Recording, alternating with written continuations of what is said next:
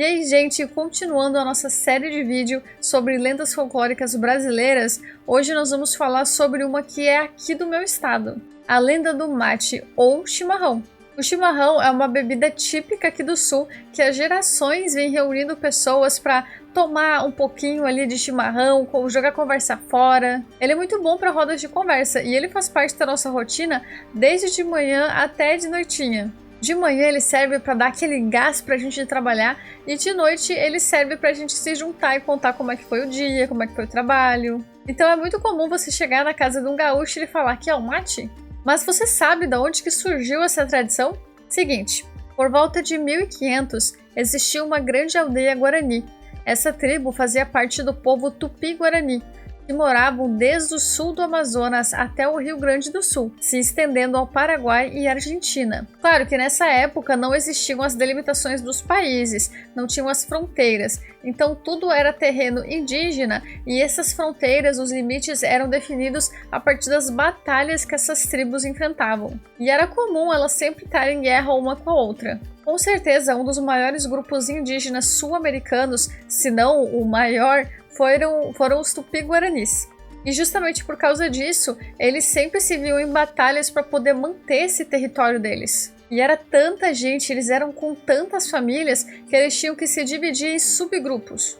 Segundo pesquisadores das lendas folclóricas, como a Silvana Salermo, é provável que essa lenda surgiu no povo Tapi, um dos subgrupos dos Tupi-Guarani. Eles viviam onde hoje é a região do sul do Brasil, quase na fronteira. Infelizmente, o povo Tapi foi extinto ainda na época da colonização. O Rio Grande do Sul foi uma das regiões que mais receberam imigrantes de todos os lados do mundo. E é por isso que a nossa cultura é tão variada aqui. Uma cidade mantém suas raízes alemãs, outra é uma colônia italiana, outra continua com as raízes indígenas, outra é tudo descendente de português. Mas todas as culturas que chegaram se misturaram com a indígena. Então nós podemos dizer que a cultura e tradição indígena moldou como nós conhecemos a cultura hoje. E sim, temos várias coisas dos padrões europeus, mas as nossas raízes mais fortes ainda são dos guaranis. Tem muita coisa que a gente faz até hoje que a gente acha que é tradição portuguesa, por exemplo, mas na verdade é guarani. Então, em uma grande aldeia Tapi, vivia um líder já velho e cansado.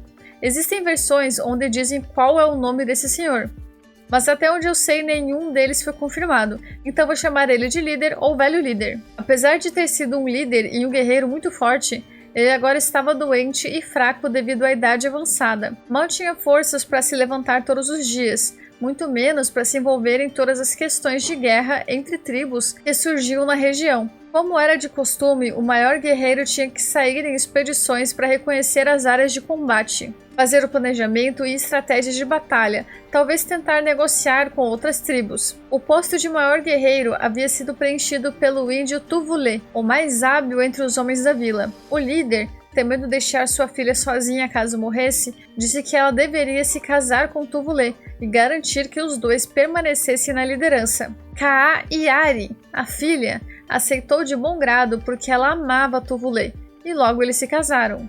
Um tempo depois, os atritos nas fronteiras entre tribos começou a ameaçar a paz da tribo, e Tuvulê precisava seguir uma tradição Tapi e ir em uma expedição de guerra, justamente para tentar apaziguar ou tentar reconhecer o terreno. E Kaa-Iari, sua nova esposa, pela tradição também deveria ir junto, para ficar ali auxiliando caso precisasse de alguma coisa. Mesmo querendo acompanhar o marido, Iari não queria deixar seu pai sozinho por causa da sua condição frágil. Insistia que não poderia ir com Tuvulê. O velho, preocupado, orou para Tupã, a divindade regente da crença do seu povo. Tupã é o senhor dos raios e trovões, da terra, céu e mares, além de ser o criador do mundo animal e vegetal. O velho líder pediu humildemente que Tupã ajudasse ele a resolver essa situação, seja dando uma dica do que ele poderia fazer ou uma dica de como acalmar Iari. E então, naquela noite, Tupã apareceu nos seus sonhos. Tupã disse que ensinaria uma forma de resolver a situação. Ele levou o velho até uma planta estranha, com folhas brilhantes e um aroma único, a erva mate. Disse que se o velho colhesse as folhas e a preparasse da maneira correta, ela se tornaria uma ótima bebida capaz de lhe ajudar. O deus mostrou a maneira certa de colher a planta, além de como e onde deveria deixar elas para secarem, quanto tempo deveria esperar para chegar ao ponto certo de secagem e a forma como deveria ser moída e armazenada. Depois, colheu o porongo, fruto com formato arredondado em uma das extremidades. Lhe ensinou como limpar o fruto e secá-lo, como fez com as folhas da planta, transformando ele na cuia, o recipiente adequado para tomar o chá da planta especial. Por fim, Tupã disse que a bebida deveria ser tomada com um canudo especial, para que filtrasse os resquícios da erva. A divindade cortou pequenos pedaços de taquara e as trançou, construindo o que futuramente chamaríamos de bomba. Assim que o velho líder acordou, ele já saiu à procura da planta, bem nesse lugar que Tupã tinha indicado, e começou a fazer a preparação exatamente como a divindade tinha ensinado. E todo fim de tarde, ali quando estava recém-anoitecendo, o velho líder tomava o seu chimarrão no porongo. Alguns dias depois, ele já se sentia mais forte, mais animado, mais disposto. E isso deu uma elevada no espírito dele também. E ele também se lembrou de um outro conselho que Tupã lhe deu, de que ele deveria replantar as ervas mates que ele colhesse. O deus disse: "Você vai precisar replantar esta erva se continuar colhendo.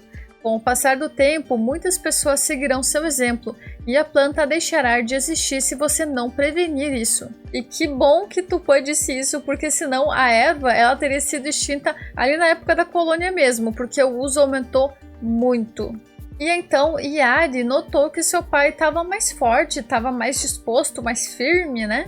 E assim ficou tranquila e conseguiu ir na expedição de guerra com seu marido. E durante isso, lá na tribo, outros índios começaram a notar esse novo costume do velho líder.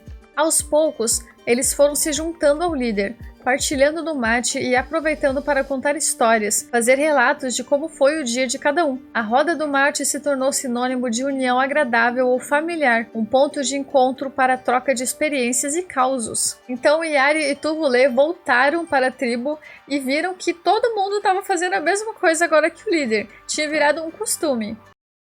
Piti! Piti! Tá louca essa cadela.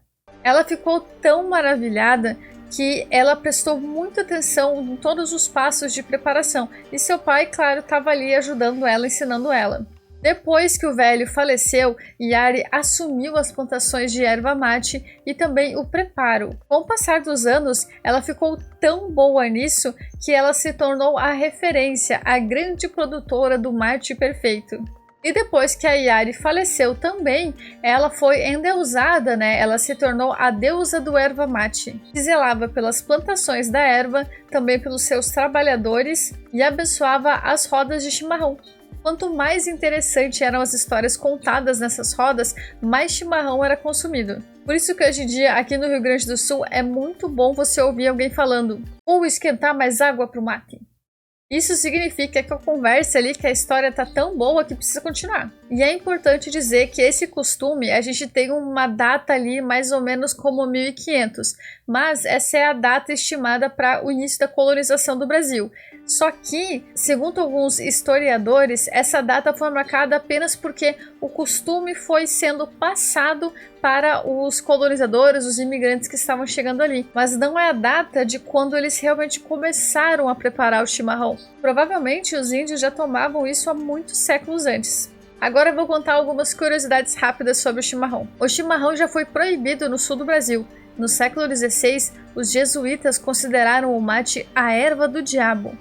Mas já no século XVII, eles começaram a ter problemas com o alto consumo de bebidas alcoólicas. Então mudaram de ideia e passaram a incentivar a tradição da roda de chimarrão. É aquela coisa, né? Tudo que é diferente é coisa do diabo. Até que as pessoas veem um outro motivo para mudarem de ideia. Mate vem da palavra mati, da língua indígena quechua, falada na Bolívia, Peru e outros países. A palavra foi adotada por espanhóis e atravessou a fronteira, sendo adaptada para o nosso português. Em 1587, quando os jesuítas chegaram ao Paraguai para catequizar os guaranis, eles notaram as pequenas plantações de milho, mandioca e erva mate, ou caá, como ficou conhecida depois da lenda da Caá Yari. Acho que eu vou começar a chamar a erva mate de caá. Mais bonito, né? Alguns grupos jesuítas eram contrários à escravidão dos povos indígenas e em 1607 eles criaram uma província separada do atual regente, nomeando ela de República Guarani. Lá, índios e imigrantes podiam viver e trocar experiências em paz. O termo mate amargo significa que nenhum adoçante é adicionado na erva, nem adoçante nem açúcar. E é comum você ouvir gaúchos falando mate amargo, que significa que aquele mate raiz, que é um chimarrão mais forte, um chimarrão gaudério, esquenta mais água e beber um mate amargo. Também foi sob influência guarani que foi criado o tererê ou o tereré, uma versão gelada do chimarrão. O tererê não tem tanto ritual na hora da preparação, mas é tão importante quanto o chimarrão para algumas regiões, principalmente onde faz mais calor. A erva mate também é a matéria-prima do tererê, só que a secagem e moagem são diferentes. As folhas secas são deixadas em pedaços maiores, para que não fiquem entupidas na bomba. Os mais entendidos da bebida dizem que se a bomba do tererê entupir, quer dizer que a erva utilizada não é boa, porque tem muito mate em pó. Então é isso, gente. Nunca se esqueçam que quando a gente fala que é uma tradição gaúcha, nós temos que lembrar que foi devido aos imigrantes que passaram esse conhecimento, essa tradição adiante, mas principalmente aos indígenas que ensinaram elas para nós. Olha que legal, a gente faz um ritual indígena todo dia e nem se ligava. Sem falar que chimarrão é lindo, né? Espero que vocês tenham gostado dessa história. Quer me indicar outra lenda folclórica? Quer me contar uma lenda aí da sociedade? Deixe aí nos comentários. Não esqueçam de se inscrever e curtir o vídeo, porque isso ajuda muito na divulgação do canal. E até a próxima!